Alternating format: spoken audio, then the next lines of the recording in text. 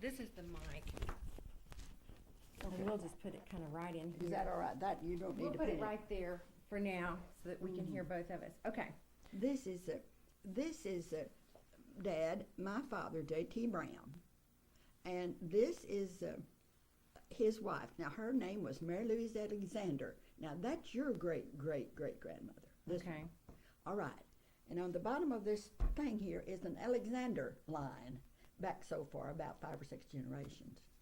And this is Nanny. You remember it, Nanny? Right, right. And this is Leela, the oldest girl. Leela, she lived at Bastrop. Jim, that's Marlene's dad. And Lula Mae. Right. And Willie. Uh-huh. That's a pathetic little picture, Willie. And this is Joe. Joe was 18 months old when his mother died with tuberculosis. She had TB. This girl, when she died, was about 15 or 16, Leela. And Leela contracted TB from her and died with it years later. Oh, my. She had it all of her life, off and on. She was in a home for the TB when TB was so rampant. Yeah. But anyway, and Joe was 18 months old. She was still having babies. when So she that he was the he was the last sixth. one. Yeah, sixth, yeah. sixth. Then, when Joe was 4 years old, my mother came along and married Dad with these 6 kids, Jim and Willie and Nanny and Lula Mae. Leela's not there because Leela was married, and she had children older. This is Helen. She had children older than Helen. This is Hazel and Harry and Joe. And the thing about this, Joe, the day they were going to have this is at Stratford, and they were going to have a picture made. The traveling photographer came Right. to town. They all got ready and went down, and we got down there and lined up. Joe fainted. So they all had to go back home and get dressed again the next day, and this is the next day. Oh, my. Picture that they made. Now, when she married him, She was 23 years old, and he was 43. He was 20 years older than she was. and where did she come from? Lampasas and Lomita. Now, he lived in Lomita, which is in Lampasas County, a small town. Right. When that was with it, and he lived with this family, you see. And then when his wife died, his mother, Sarah Buckner Brown, Sarah Ann Buckner Brown, came and lived with him and helped him. She did the cooking. She was a cook, and she cooked and took care of these kids. And he had help. He always hired help. But anyway, then she had been dead. See, Joe was 18 months old, and then he was 4. When Mother was teaching school, she graduated from Lampasas High School in 1895. And this little watch over here, her father gave her for a graduation present. That's a little wall. Which watch? The one in the little dome over there. Oh, let me get it. So this is it. Yeah. This is. And that's what she got for her Oh, graduation? that's dusty. Yeah, that's what she got for a graduation present. And I Wow. hooked on that the day she died.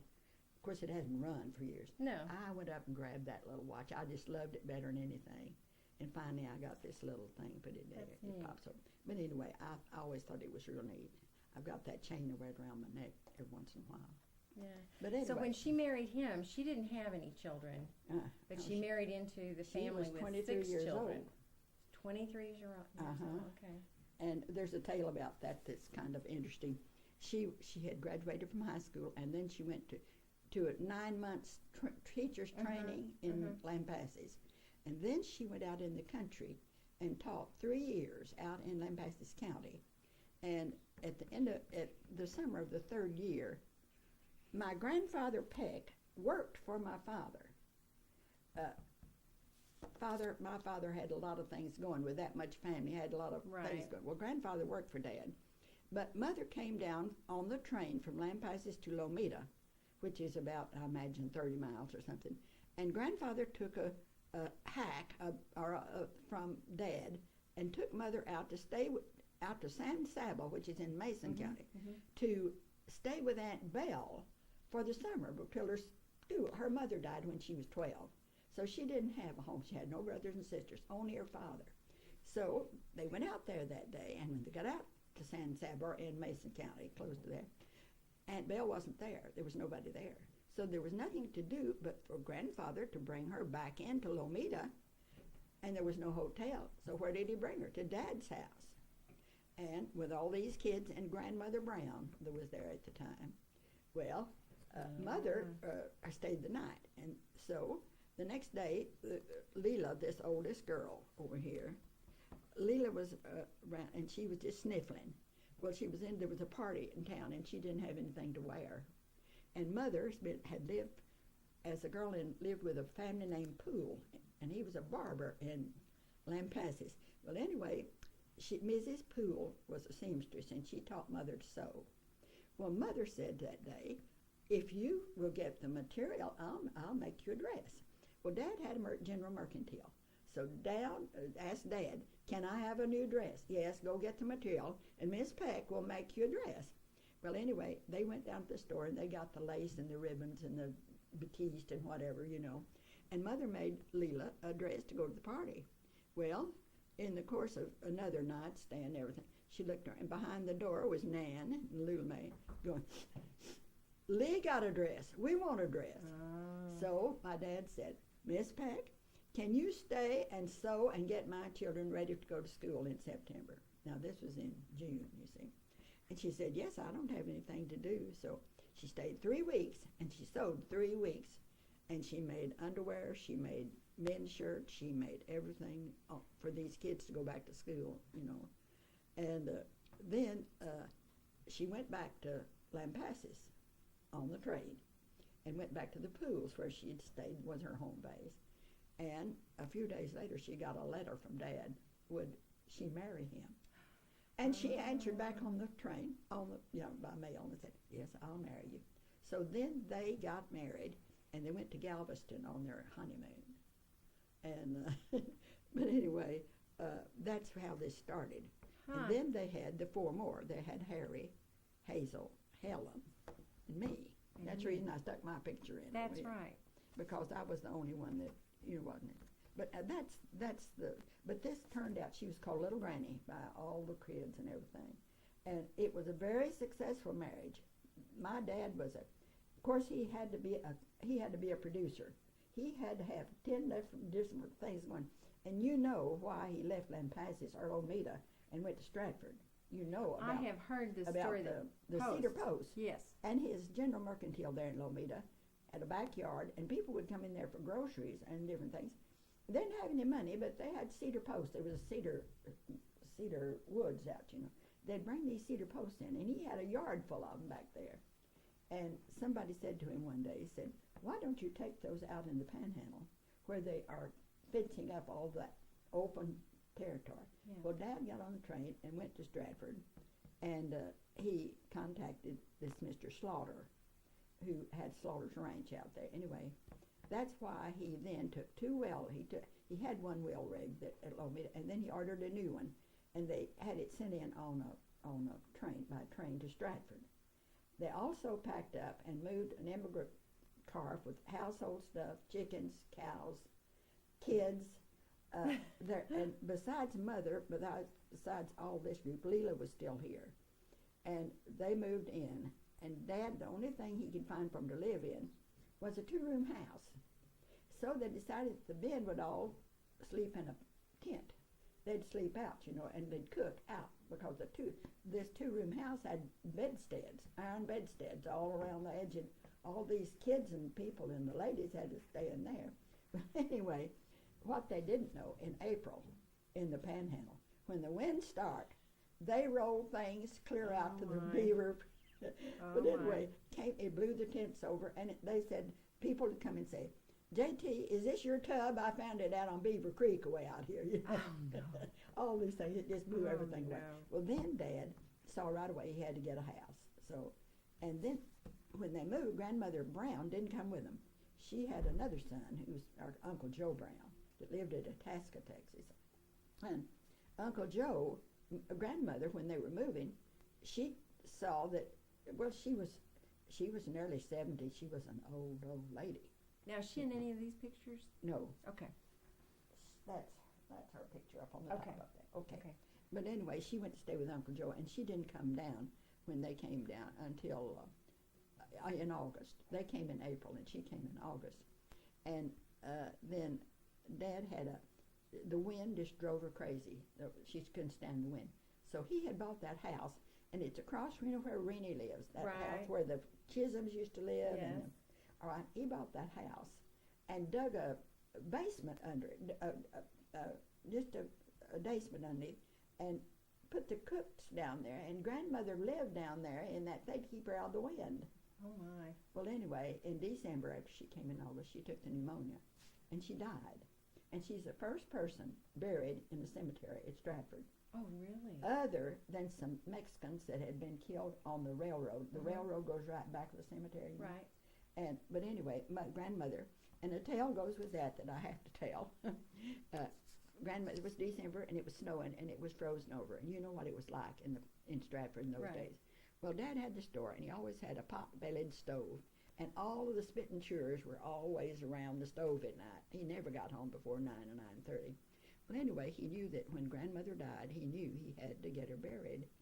So they were sitting around there that night that she died, and a man came in, a tramp came in. He'd come in on the train, and he'd gotten off there, and he was frozen to death. He'd been riding the rods, you know, and he was frozen. So Dad said, are you looking for work? And he said, I'll do anything. I'm hungry and I'm cold. And Dad said, well, would you dig a grave? And he said, I'll do anything. So Dad went in there and got him a sheepskin lined jacket and cap with earmuffs, fed him. Here we are. Hello. Hi. We're on TV. We're on, Hi. How are you? Say Oh, hi to the camera. I'm clean again. we're on camera. You're on camera. You're on camera now. So Oh, what, let me get off. no, you don't You're need to get up. fine. You're fine. We'll pull you up a chair. No, listen, I'll go on in there because I She can't. doesn't hear well. Okay. All right. Oh, what was my tale I was telling? Digging the grave. Oh, digging the grave. Well, anyway, he said Dad took and he got salmon, canned tomatoes, and canned peaches were the things that you fed people. And there was always big slabs of cheese. Well, he filled the man up and got him warm and everything. And then got his shovels and things out of the supply of the house store there. And he went out and dug that grave for grandmother. And years later, Ida Mae, who was my sister Leela's daughter, was riding a bus down to Tullio one time. And a man got on the bus and something came up about Stratford. He said, you know, I went through there years ago and I dug a grave. A man that owned a store hired me to dig a grave. Oh my.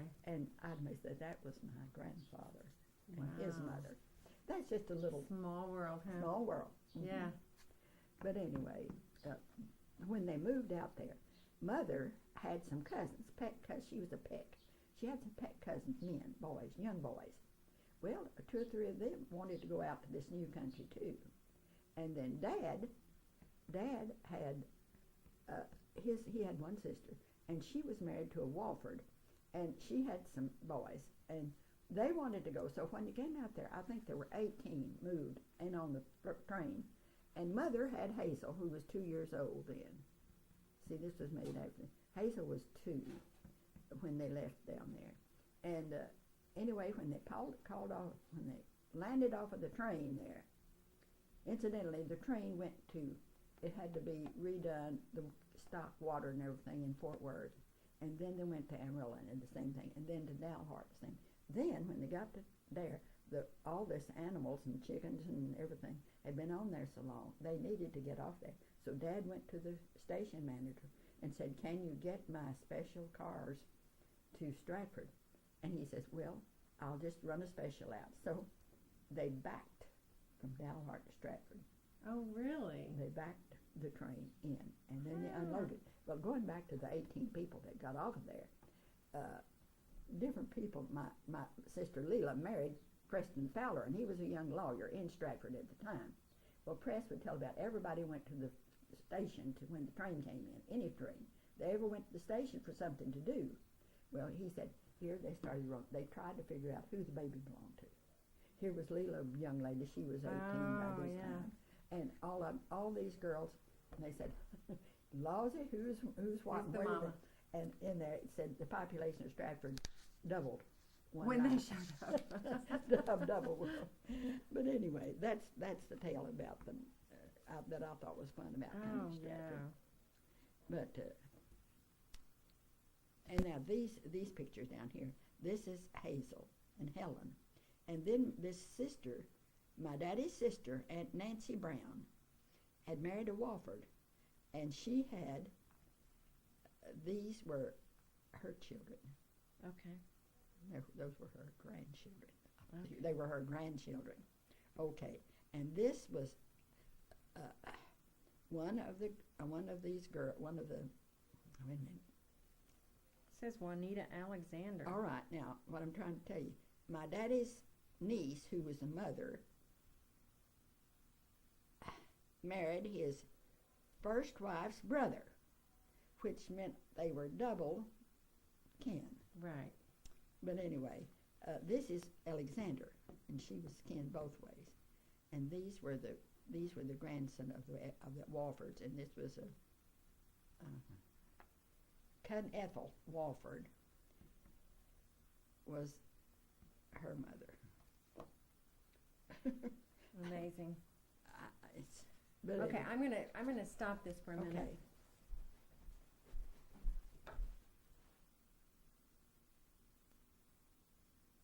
Talk a little bit. Let me see what the volume is. Well, I've forgotten so many things. Okay.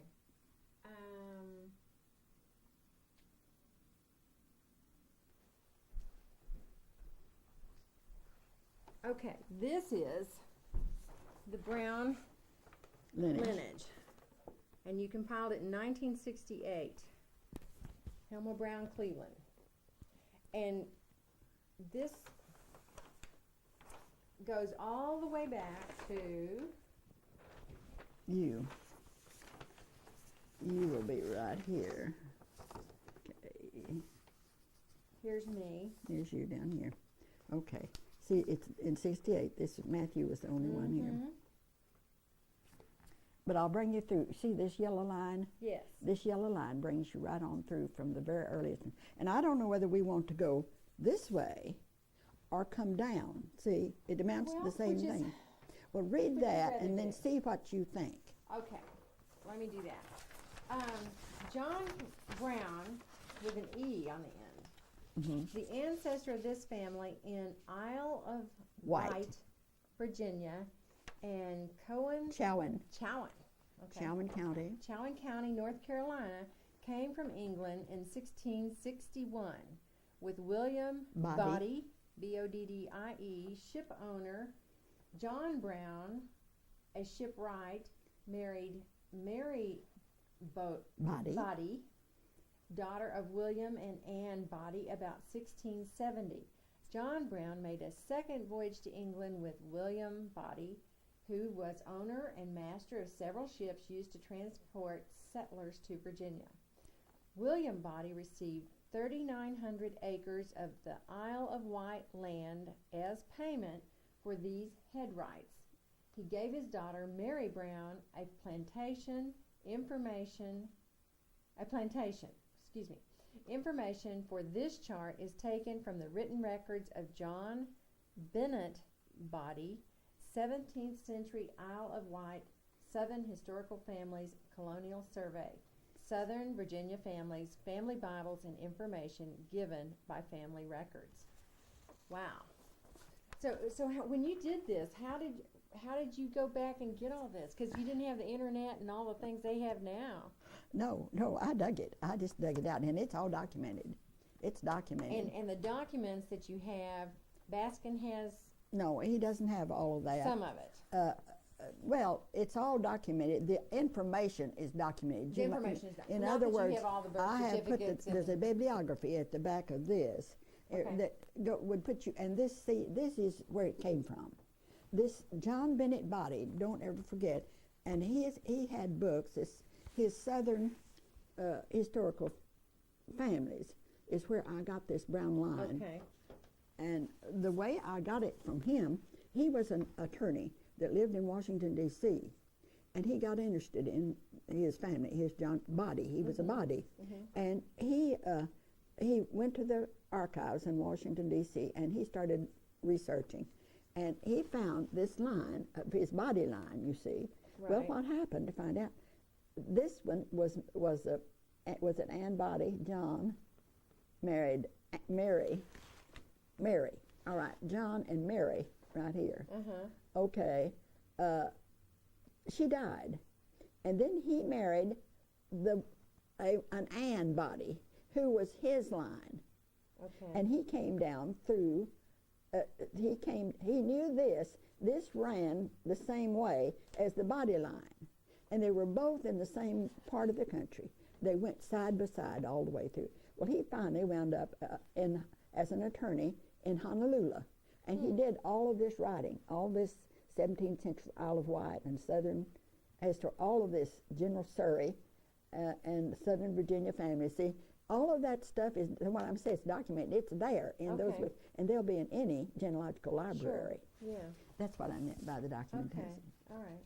Now we can come this way down through here, or we can go back up to you. And Well, I think in a way it's more interesting to come down. all to right, one- let's come down. Okay. See, my trouble is I can't see. Well, I can help you with names if you need me to. All right, John Brown and Mary Body. All right, now when you come down here, these are children. Thomas Brown married Christian Mall. All right. This is a daughter, married William Thomas Boone. And then this is William. Now this is the one we're off of. And what does that say? I can't read it. See, my eyes are so gone. It says William, Married before 1703, died July 21st, 1719. And then it says Martha He Gray. married Martha Gray. Now her father's will is one of the documentations for this, listing these children. Now here is William Brown and Martha Gray's children. All right, again, we came off of John. Okay, let me look at my camera and make sure I got you in there. Standing up, this is Standing up, I may be cutting your head off.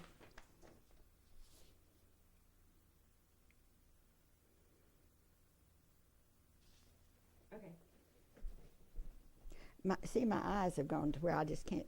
I get- understand that. Mine okay. are starting to do that too, and it makes me crazy. John, the eldest son, born about 1700, and died 1750. 50. And he married Mary Foster first, and then he married a Wheatley. I don't know who that was, but anyway, Mary, her father's will is there, and tells who her children were. And then they had John Brown. See, this is first John Brown. Lots of Johns. Now, then he had a John Brown. He's born about 1722 and died in 1778. All right? Baskin has his will in that book. Oh, okay. I got it out of North Carolina, out of Warren County, North Carolina. All right. He married first Sarah Thomas. Now, these kids right here are all from his first wife. 1, 2, 3, 4, 5, 6, 7, 8, 9, 10. All right. And it tells who they married. And this is his. Now, he was in the Revolutionary War. But when I wrote for it, and I didn't know that he was in North Carolina at that time. I still thought he was in Virginia. They wrote back and said there were too many John Browns in the war. They couldn't find out. But I know that if you really wanted that, you could go to Warren County, North Carolina, was where he lived when he was in the war. But Now, anyway, is Warren County near? North Carolina, Do you near know what's- Raleigh, near Raleigh. Raleigh, okay. I'll show you on the Okay. map in a minute about that. In other words, but this Sarah Brown was the one that had the children, and he finally was living with Abigail Terrell. But when he died, he left. He had land, and he had a bunch of slaves. And the one thing he did, in every one of these daughters, in his will, tells who he left, which slave he left it to. And then he gets down to the end, and he said, and little Tom can choose which one of my children he cares to live with, but he must be taken care of for the rest of his life. Oh, Well, you my. wonder if little Tom was a little nigger boy that was his by. I don't know. You know. Well, anyway, then this woman, I think she died right before he did. He died, see, after the 1778. But anyway, and another thing that's interesting there, he had two sons. He had Thomas and James, and this John had Thomas and James here. Where are they? Let's see. Here's That's Susanna. daughter. John. Here's John. And then here's Jeremiah. all right, now this is our line. Jeremiah. I never would have known this was our line, but this uncle, Joe Brown, that lived at Itasca, had a son, Hyder Joe, and Hallie. He had 2 boys. And in talking to them one time, I said, do you know about our line? Well, all I know is our great-great-grandpa was Jeremiah. Jeremiah. All right, that Jeremiah, you start going back. Or here's Jeremiah. And then you start backtracking. You've got something to work on, so research on it. Well, anyway, this Jeremiah and James. Now, where's James?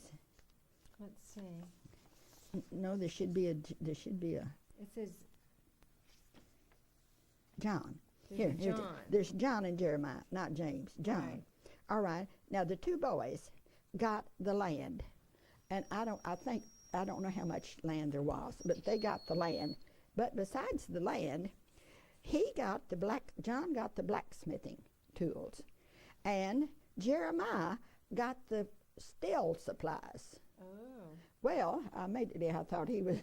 Well, what a still was, it was the keeping room, the cellar, or a cold room for taking care of the cabbage and the carrots and the stuff. And he got all of the canning, and he got they made apple cider press, and all of the canning equipment and the big things they had, then to take care of the food. That's what he got. Huh.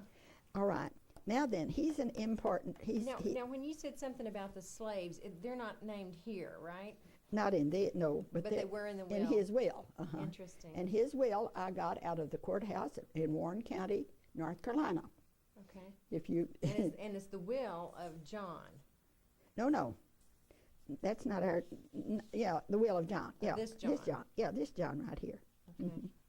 No, they said no. See, and that looks like I'm stopped there, but I had to come down here. Right. Follow the yellow brick road. Right. And then, at this one, he married a girl called Martha Hill. Now, we have to back off here and find out what's happening here. Jeremiah, they had all these kids are Browns now. These are all Browns. But this girl, see this hill line here? Right. All right. Her father's name was Greenhill. Greenhill. Well, anyway, this goes on down here, but she married. Now, her family lived in, wait a minute now. They lived in Lewisburg, which was It says Lewisburg. Lewisburg, North Carolina. Yeah. And Warren County and Franklin County. Her county was Franklin County, and they're side by side up north of Raleigh, almost on the Virginia. Anyway, they got together some way from one county to the next, and she married Jeremiah. And this one, there's a fabulous. All of this is proven out too. This is really a fun thing going down in here. But anyway, we'll come on through here, and then I'll tell you about those in a minute. Okay. But she married, and they had all these hits. Now then, what I was going to tell you, though, Martha married Jeremiah, and about that time that they got married, they married in 1790. Well, it was 10 years after that. It was 1800. Anyway, her father, this Greenhill, was a Methodist minister, and he a traveling one, and he also had been in the war. He was a chaplain in the Revolutionary War. You can go in this is all proven up. You can go into DAR on him anytime you want to. Okay. That's proven up. All you got to do is back yourself into it. Okay. But anyway, Jeremiah sold his land, and when Greenhill was in the Revolutionary War, he found out that these young men that went in got 250 acres for serving in the Revolution. Well, he found out these boys didn't want to leave Carolina and Virginia and around there. They didn't want, because the land was in Tennessee. And he started buying it up. So from the end of the war till 1800, he had bought up these 250 acres all over, and it was down on Duck Creek, part of it in Wilson County, and part of them where Nashville is, right there. That is where they all landed up in Nashville. But anyway, they moved with him, Jeremiah Brown, and Martha moved with her father and his kids, all, That's how they got into Tennessee. And but anyway, Jeremiah got land on Duck Creek. Now there's a Duck River that goes right through there, and he had this land out from, and that's Lebanon, Tennessee. It's right out of Nashville, and it's Andrew Jackson's hermitage is there. My. But anyway, he got land, but Green Hill went on into Nashville, and now then, you will find a cemetery in Brentwood, which is a section of Nashville, where he is buried, and there's an iron fence around it out in Brentwood. I'll tell you some more about that. And that's where Jeremiah is buried? Yeah. Really? All right. I don't know how much more, but this, I'll tell you in a minute. I can't think right now. My mind's going to die. But anyway, let's come on down here and just bring you down here. Okay. All right. Now then, they had James Fraser. All right. And these are all their kids. See, these are all Browns. Mm-hmm. James Fraser had James Thompson. That's my father. Mm. All right. James Thompson had Joe. Joe married Timmy Baskin. They had Mary Jo, married Homer Laurel Hale. Had Laura, Marion, and Homer Allen. Wow. All right. Do you get to Yeah. come down now? Yeah. You see, So I don't. how many generations One, does this go two, back? 3, 4, 5, 6, 7, 8, 9, 10. 10 generations back. 10 generations. Let's cut it off and stop a while. Okay, that's a lot of I talking. want to sit down. Okay.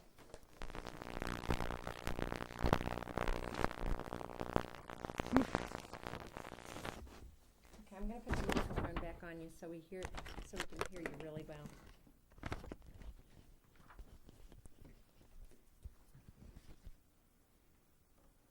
Okay. Now this is your Alexander. See, this is another line for you. Okay. Mary Lou Alexander and James Thompson Brown. That's my father. Now, See, who's Mary Lou Alexander? she's the woman in there that died of the TB. Oh, she's the first wife. Yeah. Yeah. Okay. That's okay. your line. See, Okay. that's Joe's line. You're down Joe's line. you Right, see, I understand. on the Okay. Browns. Uh-huh. In other words. And then, so She married this is him. going back for her. Yeah. So then her father was William Alexander, born in Arkansas, died in Lampasas, and He married Jane Pogue. he married Jane Pogue. And then his second wife was Margaret Hinkle. They called her Maggie. They called her Maggie always, and she was a grandmother. She was a second wife, but she raised his kids. You know. The 6 kids. Well, Their kids? These Alexanders, let me see where, children of W.C. and Mary Pogue. Okay, here are the kids. Then she took care of these kids.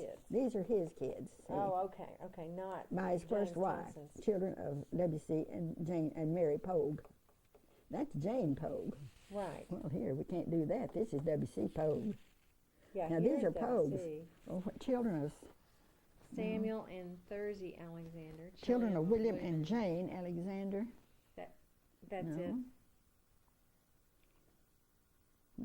No, that's it. William And Jane, and Jane. Alexander. Well, she was Jane Pogue Alexander. That's what she was. That's She right. was Jane Pogue Alexander. Right. Now, this is William William Cohen. married Ethel Wofford. Wofford. Now, this was, I was telling you, this was, Oh, and that's this the was Wofford the- children that were in that picture. yeah. Now, this is Ethel was a Wofford. My daddy's sister married this Wofford. And he was they lived on the Tennessee River. And he was a liquor salesman. And hit this little town of Clifton. They all lived in Right. Clifton, Tennessee. Joe and Timmy went back there several times, you know, just to see where Dad lived. But anyway, she got acquainted with him somehow. It was on the riverboats would stop at Clifton. And there was a hotel there. And somehow she got acquainted with this liquor salesman. Well, her mother and dad were very religious. And they didn't want her to marry him at all, but she did anyway. Then she had Ethel, and let me see. Here's an Annie. William But had Ethel William. is the one. All right, William. Now then, this is where's the one that Dad married? Margaret Hinkle down here. Mary married J.T. Brown. See, I'm trying to get the connection here. Oh, okay. Her All daughter, right. Mary. Now, her brother, Mary's brother, was this, we called him Uncle Bill, Bill Cohen. He married Daddy's niece. This Ethel Walford her dad was a liquor salesman. All- Good stories. and, yeah, anyway, then they came and followed on down to Texas. He never could make a living, but anyway, and they had kids, but anyway, that was a connection there that we had. And all of these were uncles and aunts. Now, we always called Aunt Alice and Aunt Mary. I did. They were. Do you remember all these people? I remember part of them. I was a little girl, you see. Yeah, I remember all of these. Yeah, I can remember all those. And where they did were they aunts. live? What? And where did they live? Well, they lived, part of them, they lived at Lampasas or out in that what is the other county that's down, it's south of Lampasas. I've got it written down. They all lived in the vicinity, and that's where Dad met Mary. He had a store in Lampasas County before he ever married. My mother was married in 1876. In 1876, my dad left Tennessee and came to Lampasas, Texas, Lampasas County. And then he married Mary Alexander. Her folks were already there. They'd come in from Arkansas. Right. They were through that route in the Right. south. Well, Dad married her. He'd been there several years before he married her. But he was 20. He was born in 1855. And in 1876, that would make him 21, wouldn't it? Right. All right, he came in there, but he brought with him his mother and father and Aunt Martha Brown, who was my daddy's sister. And she had polio, I guess, when she was young. And she had cancer. She had bone. Right. What is the word we need? Osteo's bone. Bone cancer is what she had. Oh. And he brought her, and we had a picture of her in her homemade wheelchair. It was a wooden wheelchair made with Yeah. metal wheels on it, But she died, and she was in her 20s, and she died in Lampasas. And but anyway, now then, my grandfather came with him, and my grandmother. Well, my grandfather died out there, and there's a little town out there called Kempner, Kempner, Kempner. It's in Lampasas County. And my Uncle Joe had a hotel out there. That was my dad's one brother that wound up in Itasca. Well, anyway, there's a cemetery there, and it's beautifully kept. Great big oak trees. Well, my grandfather's buried there. My daddy's first wife is buried there. And a child named Ruby. We had a Ruby Brown. Nobody ever knows about Ruby. Yeah. I'm the one that found that out. Nobody ever heard of it. Well, she had cleft palate, and she couldn't nurse, Right. and she died when she was about 6 weeks old. She didn't know. But anyway, one time when it came up, Katie Allen's granddaughter of Sasha, Yes. Kathy's daughter. Right. Sasha had cleft palate, and they said, "Does anybody in your family, these are cleft palates are inherited things?" Huh. And nobody knew except me. I said, "Yes, we lost a baby down the line with a cleft palate." things like that Yeah, are that's funny things that interesting. come up. Yeah, because it is genetic. But anyway, this goes back this many generations, you see, to John Alexander, Samuel Stevenson Alexander, William Alexander, and then back to Mary Lou. See, Okay. this and this and this and this. Wow. And Thursday. Lot of I think folks. this name Thursday is an interesting name. Thursday. Thurzy. I think that was a last name. Thursday what? You think it was a last No, name? no, it was her first That was name. her first name. Mm-hmm. Yeah. And there's a Marion. Mm-hmm. Now that's an Alexander, see. Mm-hmm. But it's an O. It might have been a boy. Yeah, I don't know. I think it was a boy, Marion. I think, and they called him something else, but I'm sure that he was a man. That was a man, O-N. O-N. Usually it's a man. But Wait, they had 11 children. 1, 2, 3, 4, 5, 6, 7, 8. 8 of them were boys. I think and I'll tell you what they did. These boys were drovers.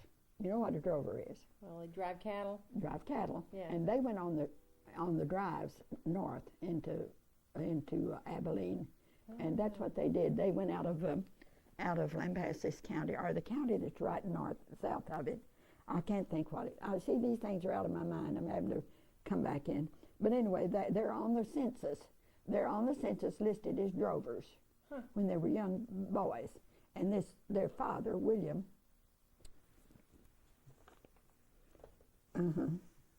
See, this is children of Samuel. No, from over Thursday, here. I'm Alexander. about this. Oh, and this guy, William Jane. Samuel. No, that's not the same. No, it's back a generation on the Alexanders. This one. Yeah, this right here. All right, now these boys, the one where they had all those boys, this is the one we were talking about. They had, these were the ones that were drovers and did the cattle drives.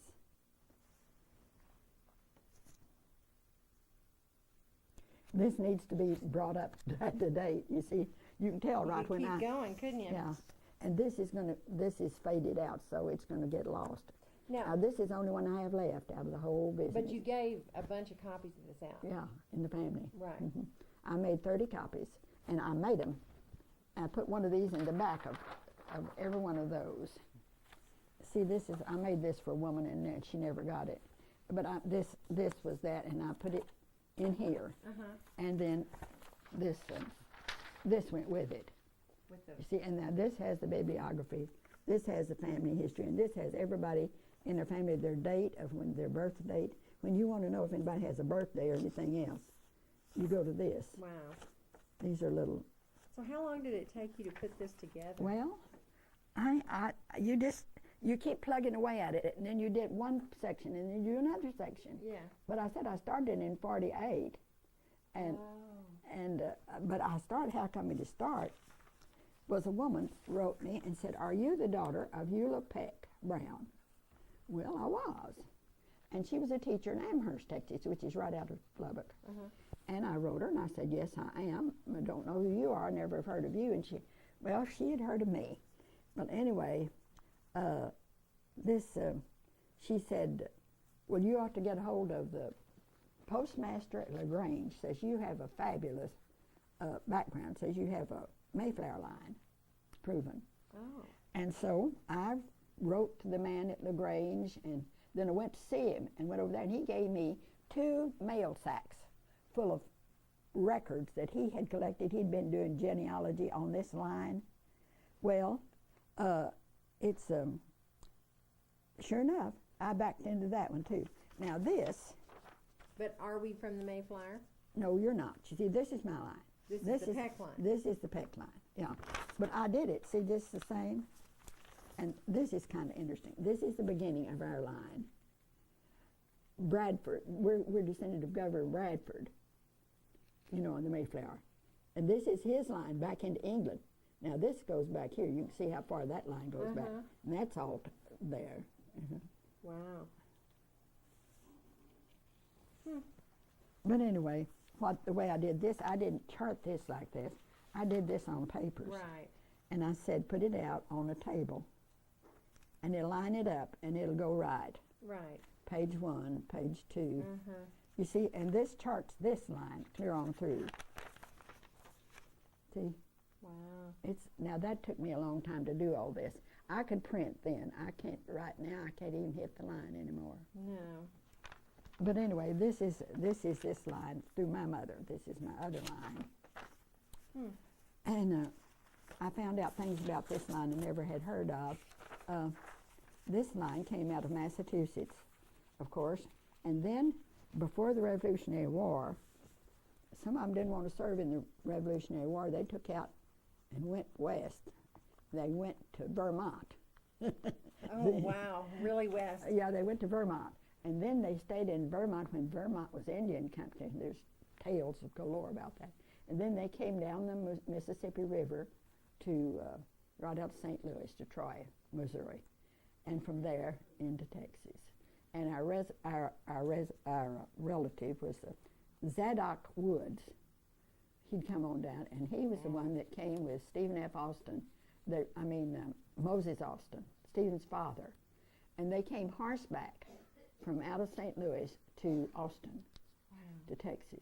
And then Moses died, but Zadok went back with Moses. They had mining interests in Missouri, and they knew each other through those mining interests.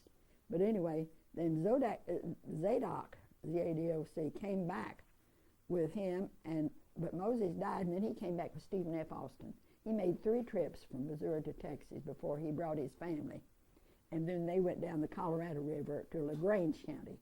Right. Then that's where my grandfather was born there, and all that whole line back there. And I've been DRT, the Republic Right. of Texas, you know. Right. Well, I'm a member of that. That's the only thing that I ever joined. Oh, okay. But I was eligible for about 13 different organizations. Huh. You'd be surprised how many that come out on all this stuff. But anyway, that's amazing. it takes lots of doings there. Now, do you have lots of old photographs?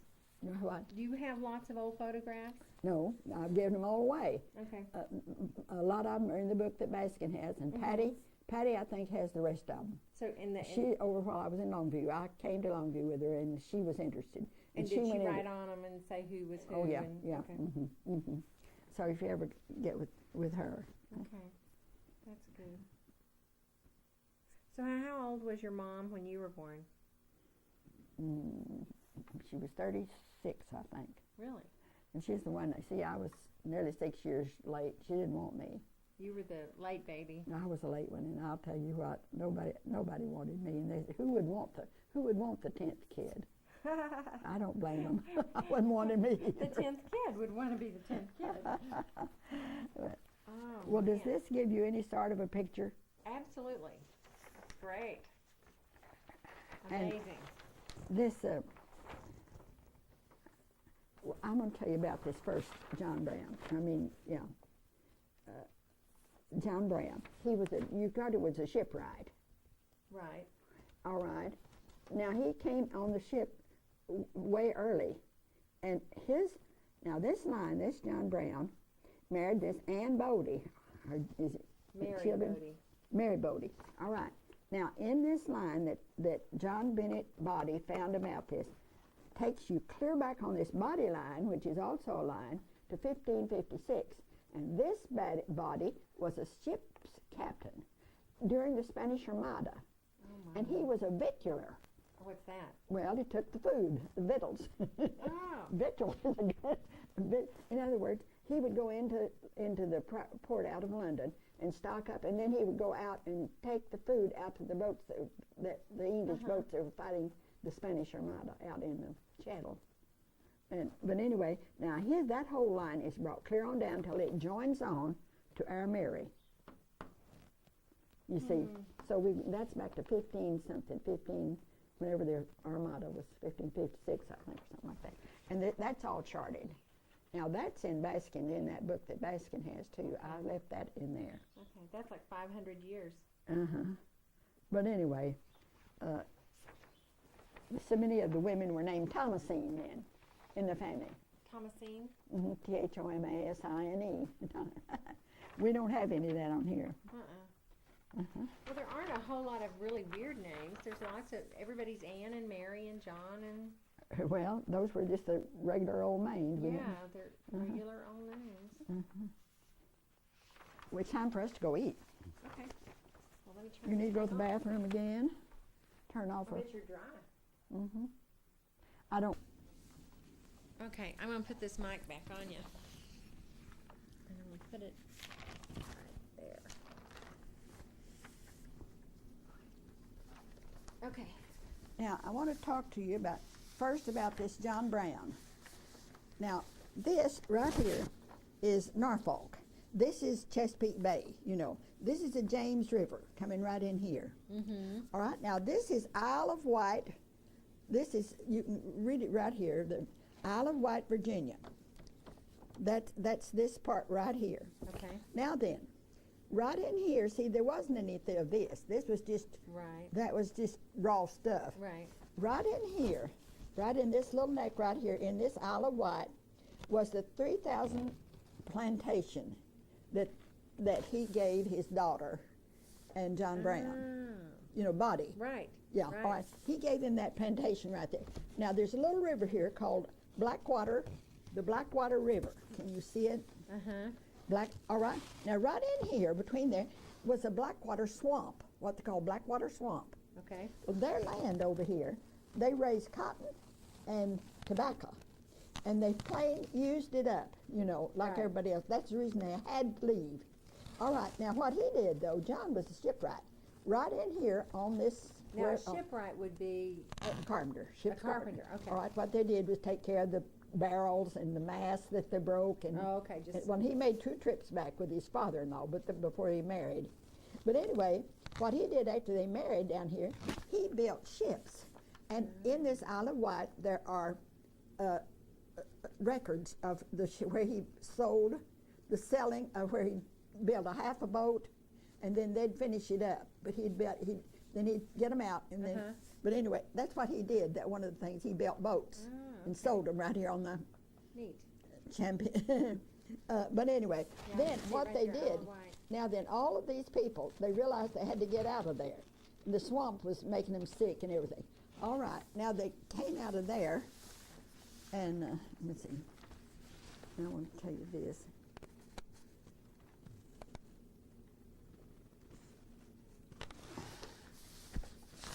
All right, now then, where's Raleigh? Let's see. Where you got your finger on it, right there. Raleigh. All right. Now you're going to find Warren County right in here. That's Franklin. Now this is where Martha lived. And this is Warren County right up here, isn't it? Warren. Yes. This is Warren. All right. This is where this is Martha Hill Right. and Jeremiah Brown. All right. Now they when they got married, now they came over here. You see, and what they came across here into Tennessee. Over there. Okay. Then, I was going to tell you something about just a minute. Can you imagine coming across that country back then? Yeah, through the gap, and wagons. Yeah. Okay. Imagine.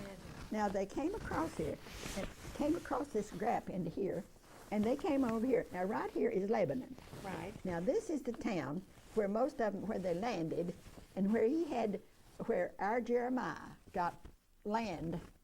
I think his father-in-law probably gave it to him because he'd got all this stuff for, he could pay $250 and get a section of land or something. But out here, well now, our Jeremiah and Martha stayed there. Now Martha was born before the Revolutionary War and died after the Civil War. She went through, she was 98 years old when she died. But anyway, then he came on in here and into Nashville. Now Brentwood is right, do you see it? It's right down here, Brentwood. It's listed as a little town right in here, somewhere. Is that Brentwood right here? It looks like that's where it is. Well anyway, that's where our old Green Hill, the guy, the chaplain, Right. came out of there with his $250 sights, and then he came in here and he had built this home out here at Lebanon. Yeah, let me get there. At Lewisburg, right here. Now Lewisburg. So that's on the North Carolina. In other words, he built a home out at Lewisburg in North Carolina, and it's a big 2-story, not a colonial, but just a big 2-story house, everything, with a great big, the cooking things down in the basement, and the Negro cottages all out in the back. And the upstairs part was where they had the first Methodist Episcopal meeting in North Carolina. Oh my God. And, you know, he was, but anyway, but that's where they came from. He built, well, I'm trying to get this all in fast, but Helen and Hazel and I went back there, and we went out to this home, and in 1800, Green Hill, our ancestor, sold that home to his brother James Hill. And then that's when he moved to Tennessee. But we went through that home. You actually, it's still there? Yeah. Oh, yeah. And this resident of his, the ancestor of his brother James still lives there. And he's the nicest guy you ever saw. And we told him who we neat. were, and he said, "Oh, come in and look it over." Wow, And amazing. that was so much fun. And the original planks, the big boards like Oh, this, yeah. and he took us up there where they'd had that meeting, Ah. and but down in these big old beams down there, you know, and Yeah. it was just fabulous. How neat. But anyway, I just want to tell you those little things Oh, that they're yeah. still available. Yeah. But over here is where that. Now then, I want to go back and tell you about this. Now, Jeremiah, this seemed to be a family with a lot of prominence. If you know this, all coming through here. Now, this Green Hill came out of a family of Bennetts, and Bennetts were in the early Virginia, in the Oliver Cromwell dates, you know, and it came in there when and they were at. But they've got a long. The Bennett line is another one that's proven up. I don't have it down, but I've read it. But anyway, this Martha married Jeremiah, and she had a brother that his name was Henry Hill, and he was a young man during the Revolution. His father was older; it was a chaplain, but he was young. But he went in to burn all those. You remember when they had all these? If you remember in your history, these meetings they had to decide whether they would go in and join up, whether they would secede, Right. all of that, you know. And he was very kind. Well, anyway, undoubtedly she adored her brother Henry, so she named her child Henry Hill. Now, where is here? Here's Henry Hill. Now, Henry Hill, in 1923, Henry Hill in Tennessee was senator, and there are records in the archives in Nashville. You know, it's like the Acropolis, the Right. Nashville, if you know, Oh, it's yeah. built up on it. Well, anyway, they're called Casey's, and they're in there about when he was, but that was in 1823. He'd gotten over here into Tennessee, way down here. Now, well, I'll show you something else here. Oh, hey.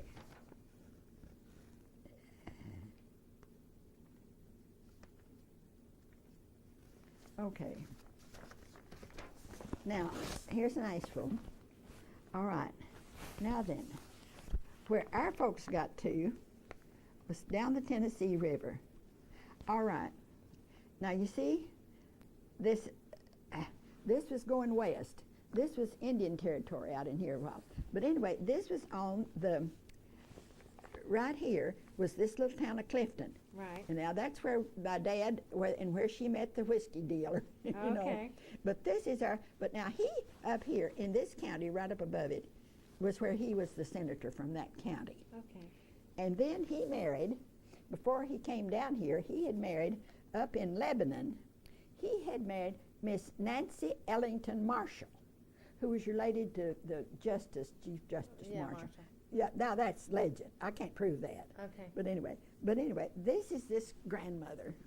Now, would you like to have those grandmother pictures someday? Oh my gosh, yes. Well, That'd be great. and I want to tell you about Nancy Ellington. Okay.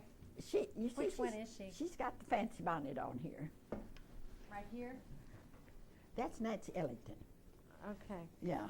But I'm going to give those to you when I'm I through would with them. love Yeah. to have them. But that's Nancy Ellington Marshall. And her father had a saloon and a hotel. Well, anyway, she was missing. The Ellington made her special.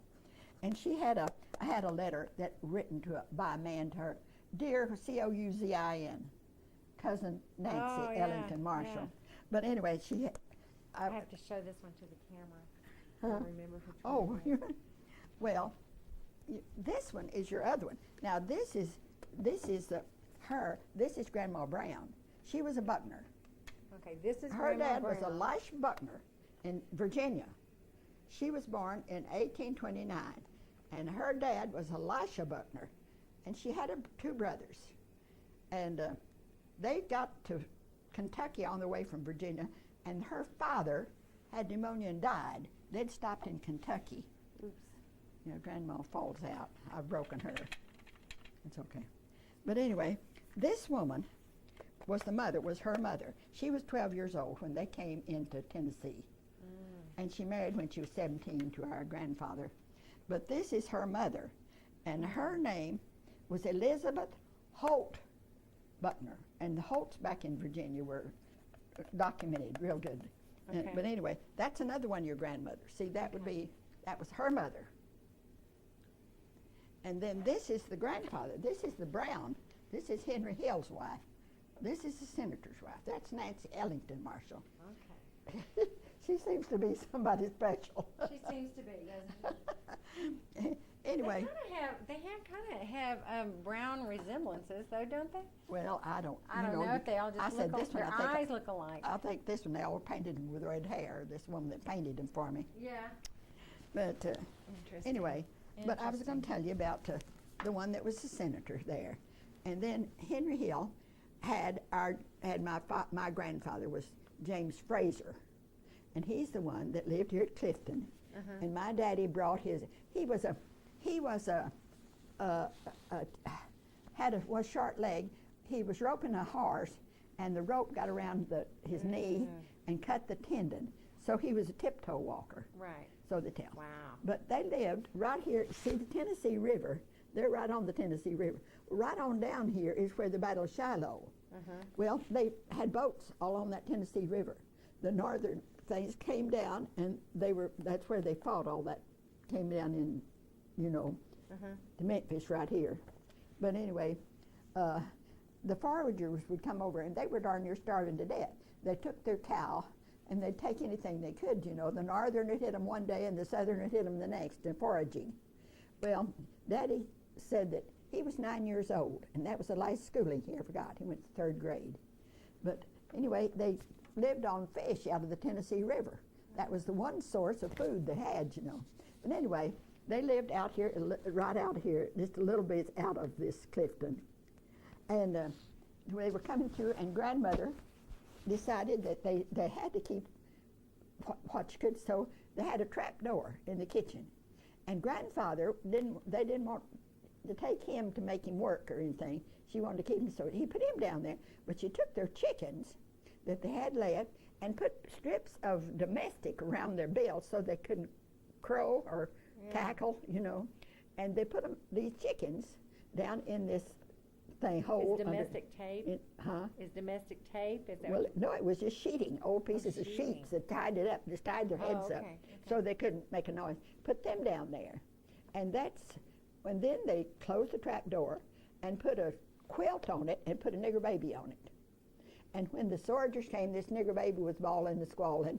They just left it alone. So they got to keep their Oh my chickens. gosh. So How'd you hear that story? oh, that's just come down through the From your dad? Yeah, that's something that we knew always in the family. At least I paid attention to everything. Yeah, you Others did. said, well, I never heard that. Well, Dad did. And my dad used to sing songs, and I can remember him, and nobody else knew Dad sang songs. Like what songs? Huh? Like what songs? Well, Jack of Diamonds, I knew you from old. You robbed my poor pickets from my poor pockets of silver and gold. Oh, all sorts of stuff like that, Nobody else remembers them. But Well, you were younger. You were paying more attention.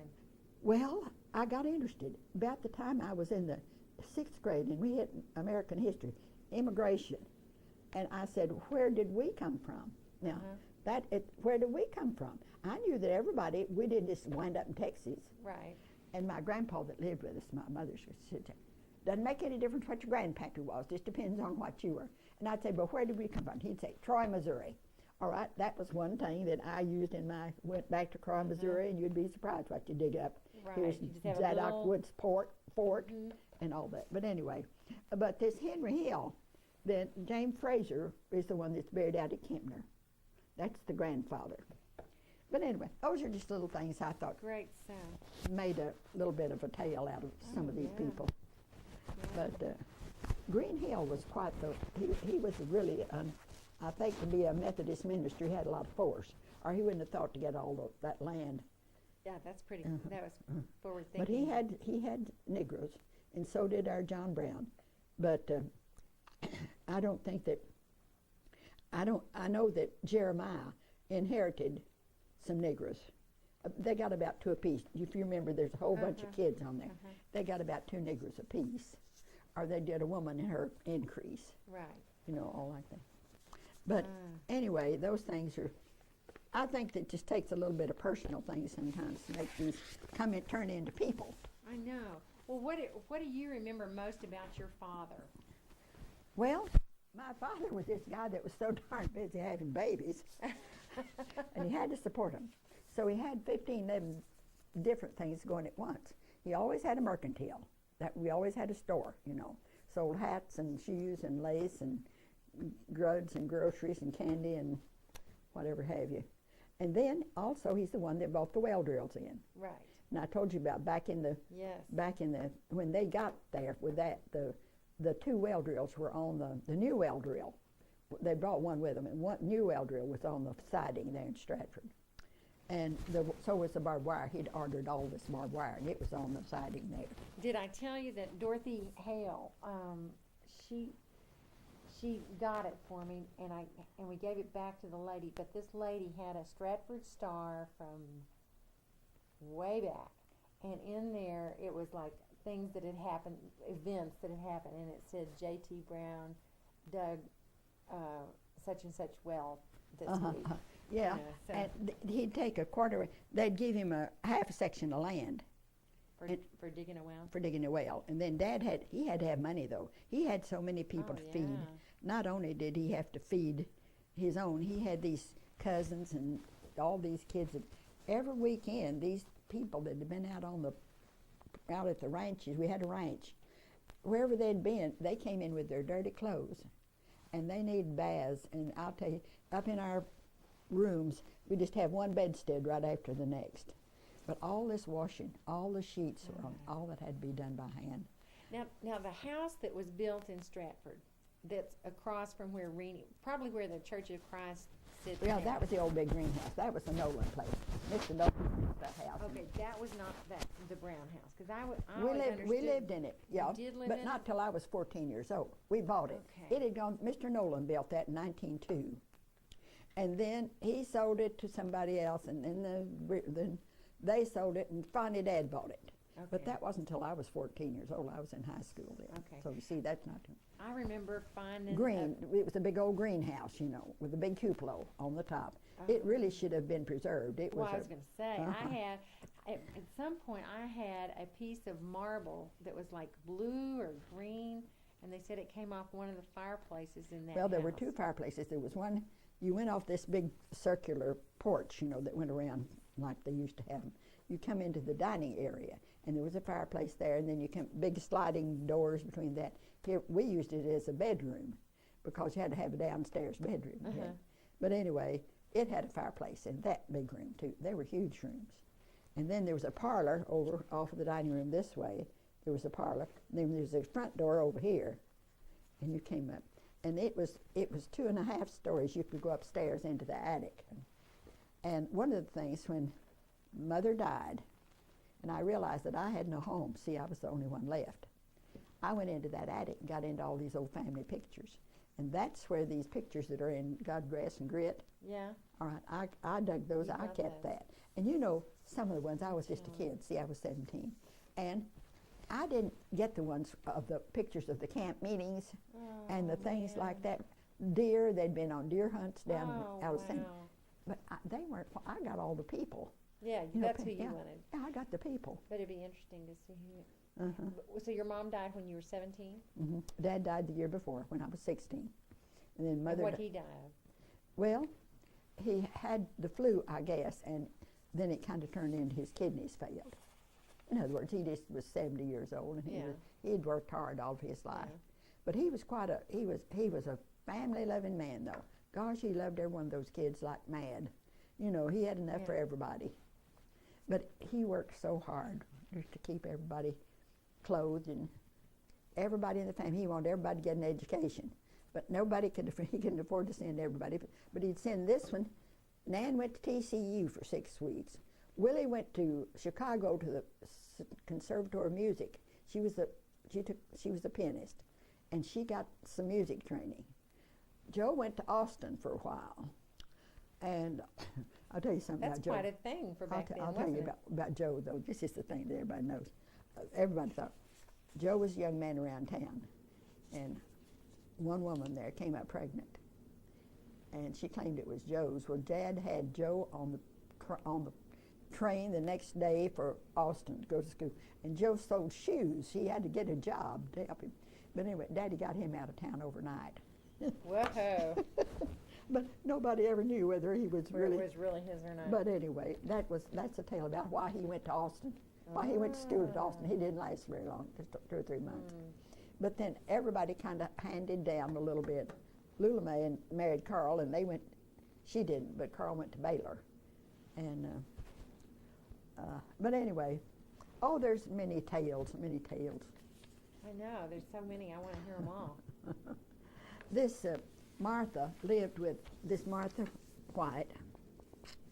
Jeremiah married. Where are their kids? Okay, Martha And Jeremiah's Right. kids. Here, they should be here. and Here. Jeremiah. Yeah, here's Here. Henry Hill. All right, now then, she lived with this one that's named Johnson. One of her girls married a Johnson. This one, Nancy. All right, now then, she lived in Lebanon, and she died when she lived with this daughter, Nancy. Okay. hmm This is Henry Hill. This is the one that came on down in and was the senator. But see, all these, see, Lebanon, Littleberry White and Martha, that was her daughter, Martha, married Littleberry White, and there's a lot about them. And there's always a Jordan. They called him Jerd. They didn't call him Jordan. Oh, They called him really? Jerd. Old Jerd. Jerd? Old Jerd. Was it? They were boys. Uh-huh. He married Sally Applewhite Hill and somebody named Stone, Applewhite Stone, I guess Sally Hill. But anyway, John Four had Margaret Fair. But anyway, they're all these families with this name are hooked up with all these families up here. It's kind of funny. You just can see it when you really. Oh, it's amazing. This is right here. Nanny Catherine Brown married William Henry Wofford. I told you that was Daddy's sister. You Right. see. And here's this Wofford chart on out here. Okay. And the brown chart. Yeah, now this was Uncle Joe.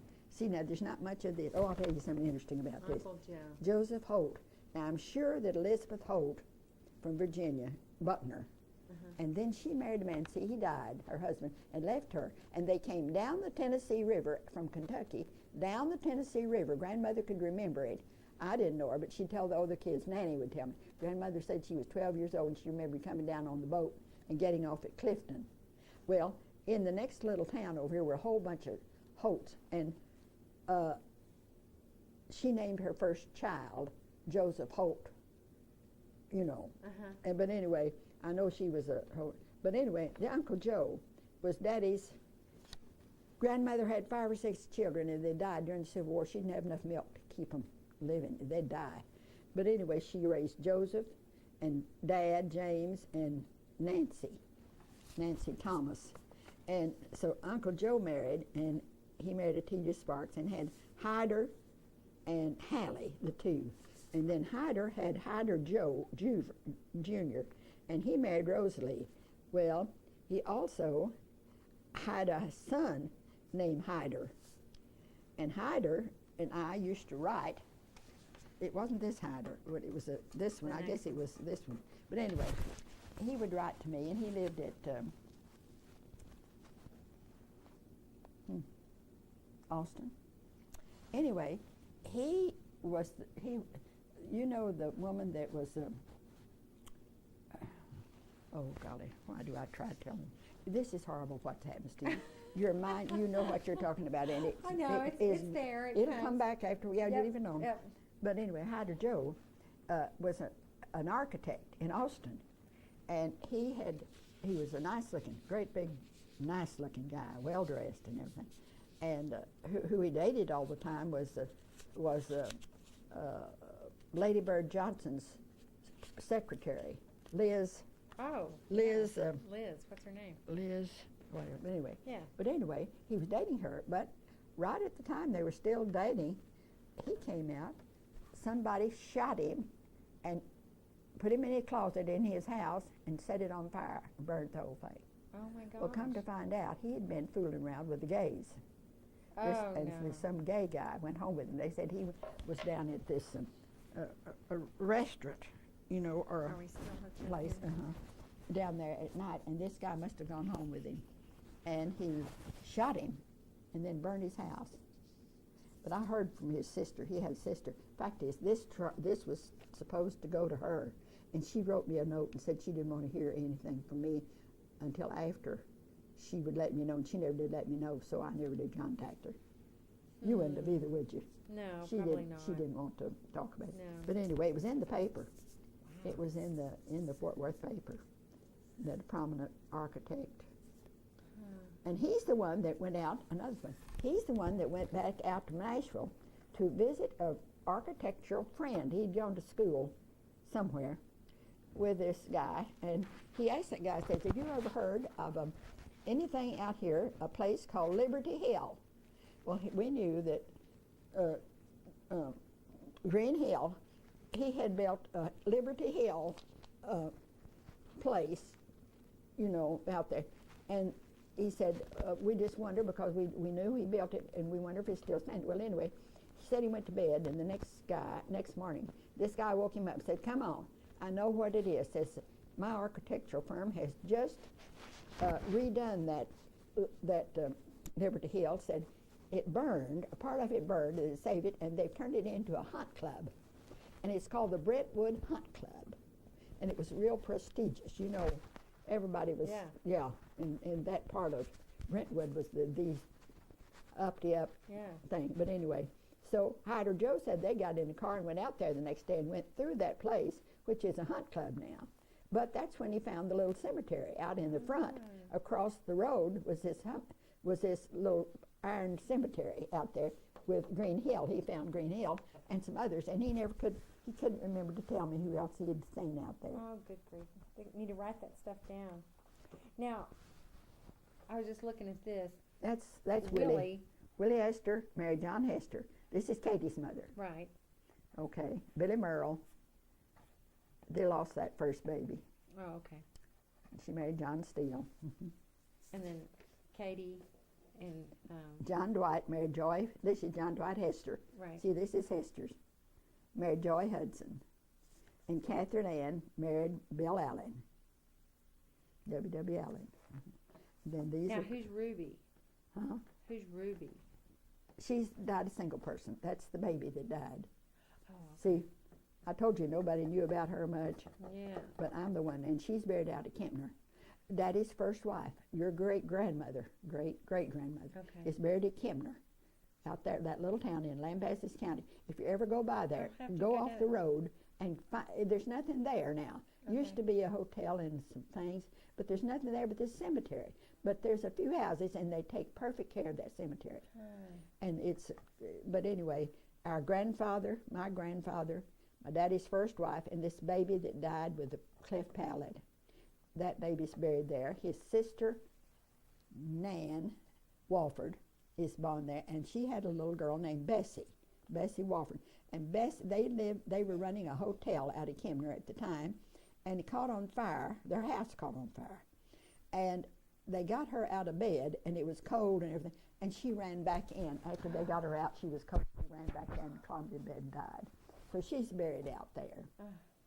And that's all at Kempner, and just a little brown Walford Alexander complex out there. Yeah. But if you ever wonder about cleft palate and that coming out there, Yeah. who do you have? No, nobody knew anything about it, but I did. Interesting. This This is quite a work. I was going to tell you another thing. This where can I start back on that? I don't know. Anyway, let me think what I'm trying to tell you. Oh, Aunt Alice. Let me find it. I'll say. Is that Aunt Alice.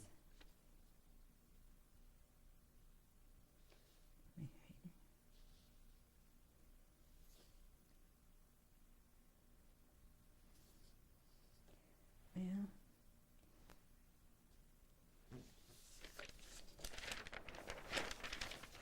Here. I told you Aunt Alice. Alice. Okay, here we are. Mary married J.T. Brown. All right. Now then, this one, Annie married Dr. Joe Townsend. And they lived at Goldthwaite, Oh. which, all right. Now, when we were in Sun City, one of Helen Bridge playing friends said once day that she was born in Goldthwaite. And she got out without saying anything. I didn't know they lived in Goldthwaite, you know, anything. Yeah. She got out her birth certificate, and she was delivered by Joe Joe Townsend, Townsend. Dr. Joe Townsend. Oh, fun. You're out. Oh my gosh. This is on your Alexander line. Yeah. But anyway, it's there. If anybody ever wants to go back and dig it out and find it, it might help somebody to find their own. Oh my goodness. There's a yes. jillion different ways to go, though. Oh yeah. And the one thing that you have to remember, But the every hard part's time you all went done. through, I mean, you got all the hard part done. every time you went here, you got a different name. Every generation, you had a different grandmother, which meant you had a line. Now I've got the Hill line, and this Green Hill line, and this. I've got 2 or 3 of those, and they're in Baskin's book. If you run Right. into them, you'll know they're little short ones. Okay. They won't be big like this. I only have this one, and I have Mother's. But I want to tell you, this is the last one I have, and every once in a while, well, you take this one on. No, you keep it. You take this You one. keep it, and then because we have Well, one of these. Yes, there's one. Mary Jo had one. Yeah.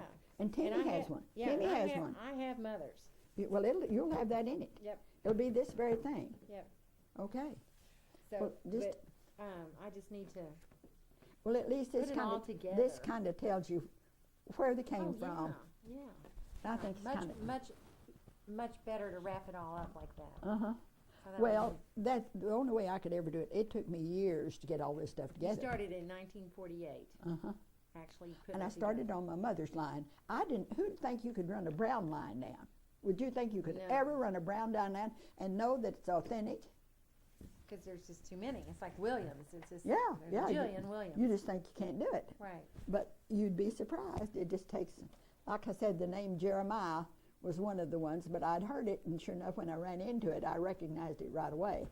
And it still all the names and coming down through it, you see. Fraser, the name Fraser came from way back there.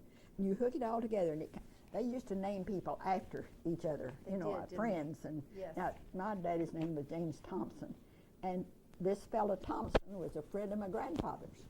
And he named his son after his friend. Yeah.